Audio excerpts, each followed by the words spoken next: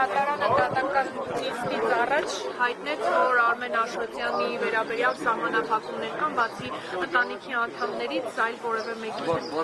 շփում արգելված է։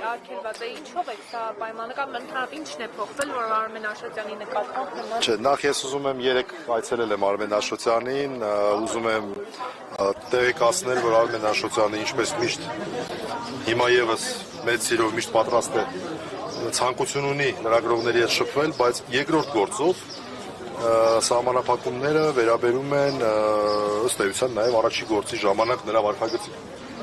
Մենք հիշում ենք, որ առաջի քրեական վարույթի ժամանակ այսպես ավանդույթ էր կարծեք ձևավորվել, որ դատարանն էլ դա հաստատել էր այդ ավանդույթը, այսպես ձևակերպենք, դատական նիստերի դահլիճի սահմաններում մի քանի մինչև 1 րոպե տևողությամբ որոշ հարցեր էին տրվում, մինչև Արմեն Աշոտյանը դուրս էր գալիս, դա արդեն ոնց որ եւ կարծում եմ դատարանը հրապարակեց այդ որոշումը այն պատճառով, որ որպեսզի մենք չկարծենք, որ նույն կանոնները այստեղ են գործում, բայց չէ, մենք լավ տեղեկացած էինք մյուս դատական գործով ցավոք սրտի մենք ունենք շատ խիստ սահմանափակում բացառությամբ պաշտպանների եւ ընտանիքի անդամների։ Սա է, այսինքն այս վարքագիծը, որ մենք ձեզ սովոր իրավիճակում չհայտնվեցինք, դա Արմեն Աշոտյանի կամ մեր կամքով չի պայմանավորված, այլ երկրորդ քաղաքական հետապնդման բանտարկյալության հիմք հանդիսացած երկրորդ գործով է պայմանավորված։ Բայց այլ օրինակ որոշակի հարցերի պատասխանները ինչպես է ասել, որ որոշել են նման խիստ սահմանափակում։ Ես եկեք ճանապարհանք շարունակենք, հա։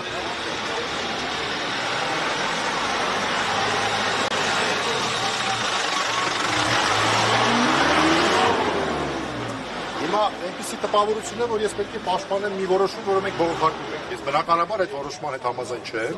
Համաձայն չեմ եղել ի սկզբանե 1 ամի ժամկետով սկզբնական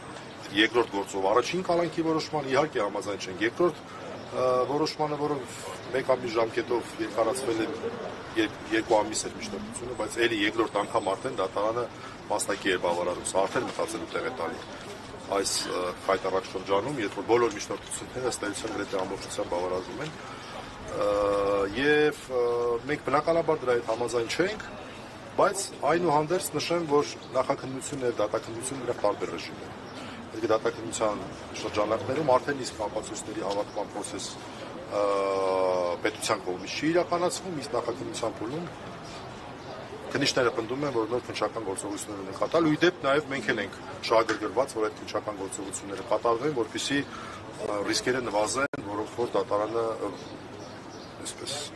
այդպես է գնահատել կամ քննիչը ներկայացրել է եւ այլն։ Եվ ես ուզում եմ հատուկ նշել, սա շատ կարևոր է, որ էլի քիչ պատահող դեպք է, երբ միջազգային կառույցը, մասնավորապես CDI-ը, որը քաղաքական ընտանիք է, քաղաքական կուսակցությունների ընտանիք է, ինչ որտեղ կարելի է EPP-ի ավելի գլոբալ համարժեքը համարել։ Հունիսի կեսերին մոտ 1 ամիս առաջ շատ հստակ անդրադարձել է Արմեն Աշոտյանի գործին, իր մտահոգությունն է հայտնել եւ հիշեցրել է առաջին գործով նրան քաղաքապետարան ճանաչելու մասին։ Այսինքն այս գործը նույնպես որոշակի միջազգային ուշադրության կենտրոնում է եւ մենք անկեղծորեն հույս ունենք, որ այս process-ը անազատությունը երկար չի տևի։